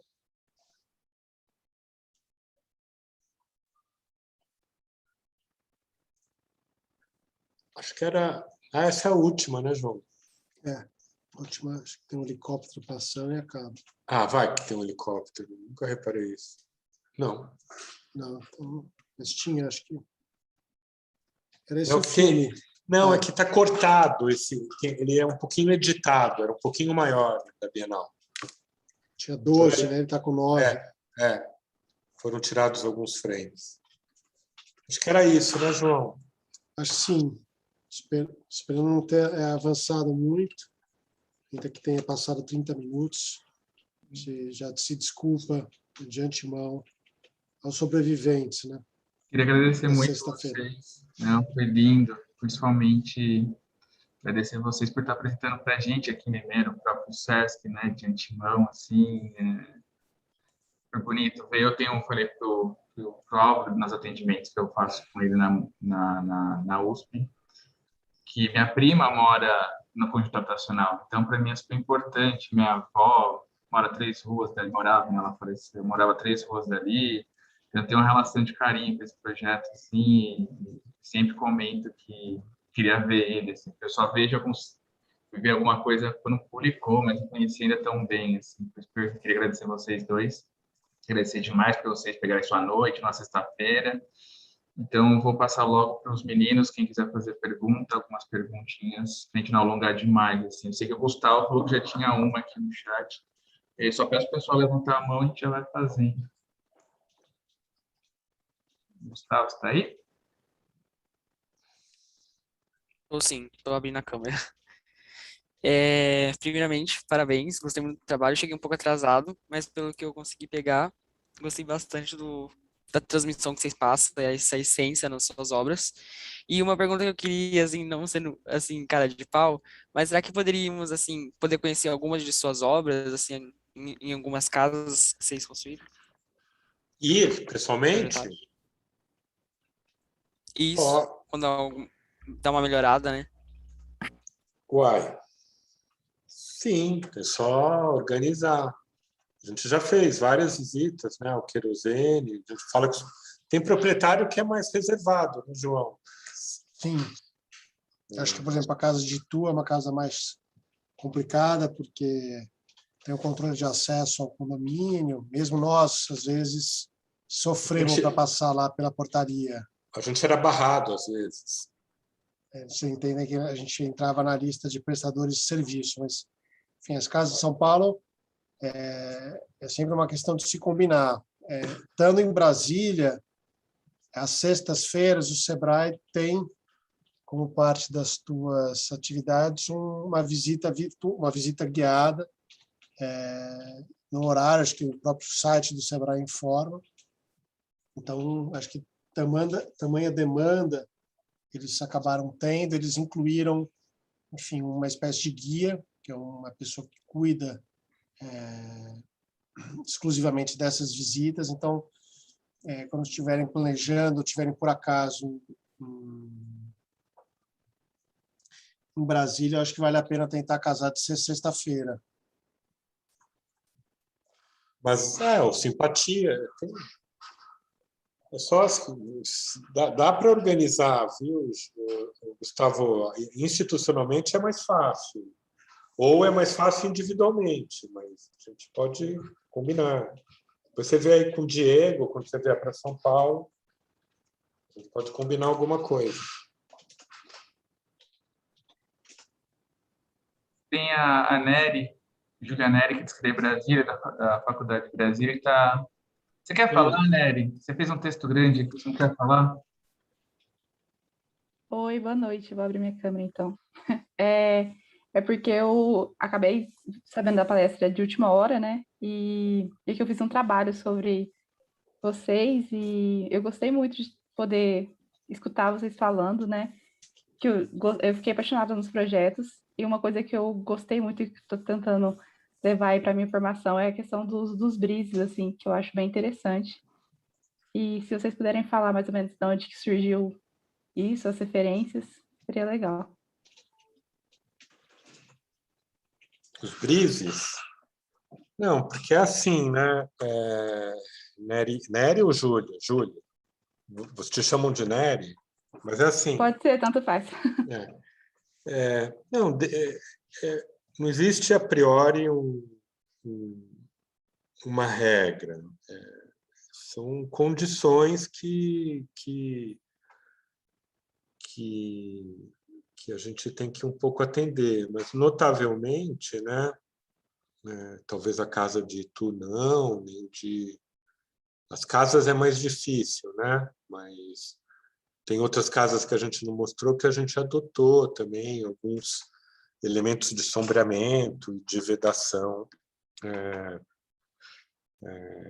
metálicos, mas é um pouco a circunstância, né? No caso do Simpatia, a gente queria apostar num elemento dinâmico naquela fachada, dar uma espécie de fazer uma fachada cinética.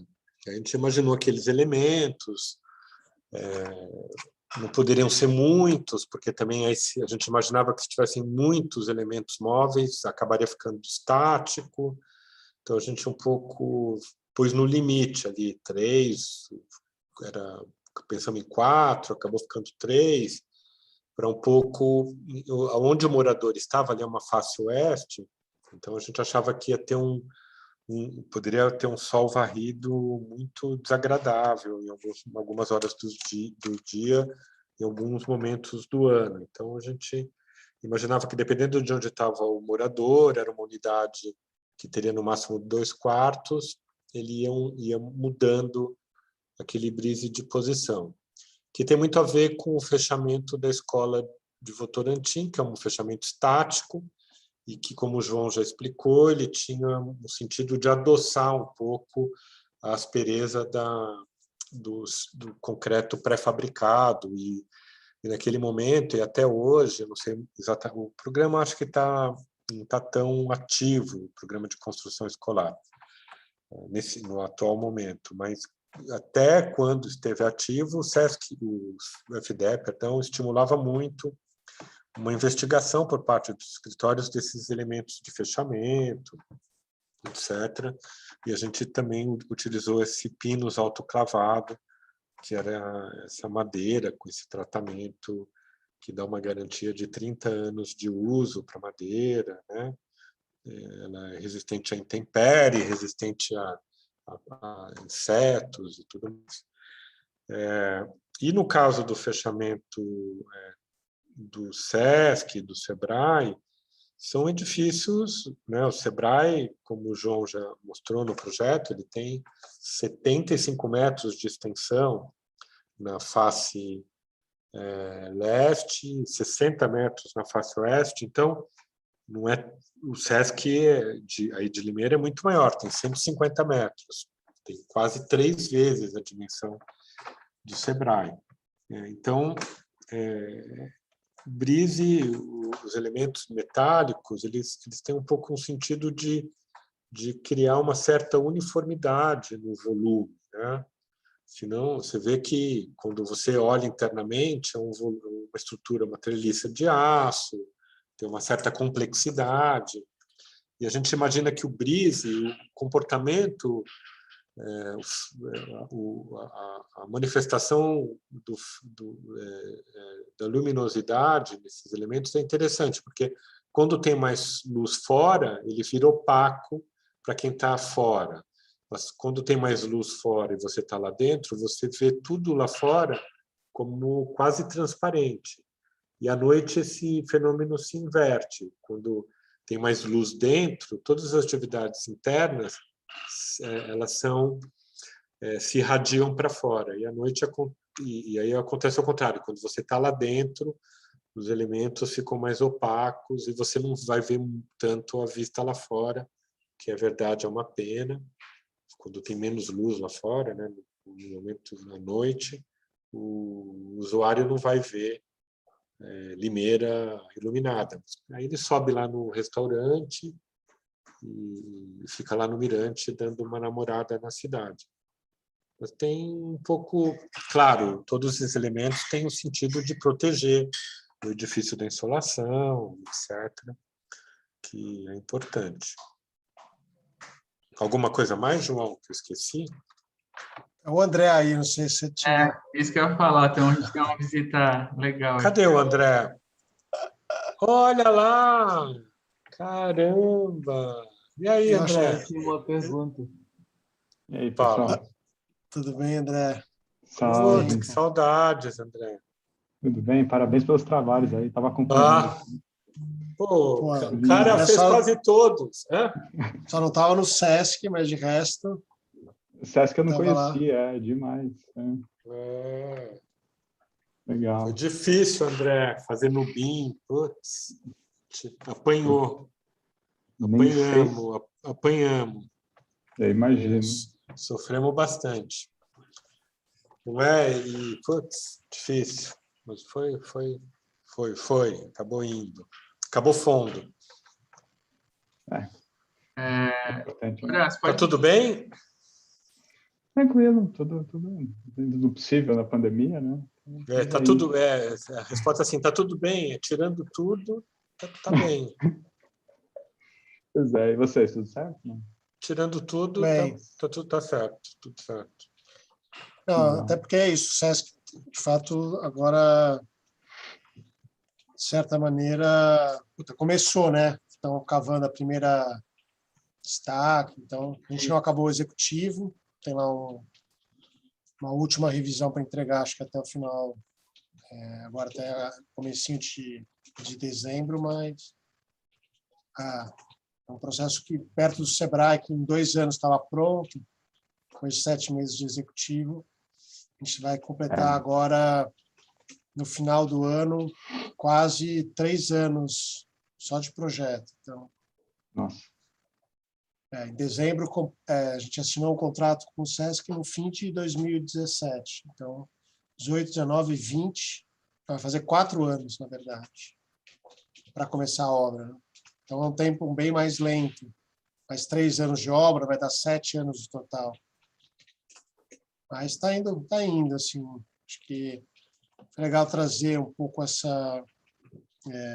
tem um vídeo do SESC, né, que depois, se vocês quiserem ver, tem lá no Instagram do escritório, que acho que é uma versão do projeto mais atualizada. Acho que foi um vídeo também que foi feito depois da última versão do projeto executivo. Dá para entender mais algumas questões das passagens. A gente tem ficado animado, assim, a obra promete, assim, também, uma consultora, enfim, que comprou a ideia do projeto também. Então, a gente está animado. Legal. Visitar a Limeira com mais frequência. Antes de eu passar a palavra para o Horácio para fazer a última pergunta, para não também já roubar a noite de vocês, eu vou fazer os agradecimentos e falar que está aberto, sim, esperando vocês pessoalmente. Até quando der uma lista de obras, a gente tenta marcar com a construtora. Eu já passei na frente, vi já os blocos, os tapumes e tudo mais, porque minha tia mora, como eu falei, ali perto. Então, Horácio, você pode fazer sua pergunta, depois ele respondendo, eu vou encerrar para a gente. E agradecer demais os dois. Tá bom. Tem uma novidade, desculpa, Horácio, tem uma novidade, né, João? Descobriram uma pedra lá que tem 400 milhões de anos, né? A gente vai ter que manter uma pedra na frente. Como é que chama, João? Diamictito, né? A Unesp pediu para ser preservado e o SESC vai preservar. E aí vai ter que colocar uma caixa de vidro em volta da pedra, porque ela não resiste à chuva, não é exatamente uma pedra. É um solo que remonta a uma época, uma glaciação qualquer que a Terra teve,